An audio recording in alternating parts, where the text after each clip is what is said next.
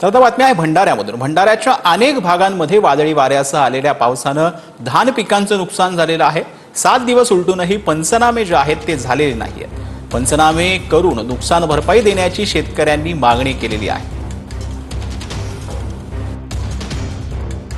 धान जे आपल्याला जमीनदोस्त झालेले पाहायला मिळतात, हे आता गेल्या आठवडाभरात जे भंडारा जिल्ह्यात अवकाळी पाऊस आला, त्या पावसामुळे हे जे धान आहेत हे जमीनदोस्त झालेले आहेत। शेतकरी चिंतेत आलेले आहेत। असंच आता नुकसान भरपाई व्हावी म्हणून शेतकरी प्रतीक्षेत आहेत। मात्र अजूनपर्यंत धानाचे जे आहेत नुकसान झाले, मात्र पंचनामे अजूनपर्यंत प्रशासनाच्या वतीने झाले नाही। त्याच्यामुळे शेतकरी चिंतेत सापडलेला। आपण शेतकऱ्यांकडून जाणून घेऊया, काय सांगाल दादा, आपल्या धानाचे नुकसान झालेले आहेत, पंचनामे झाले का आपले?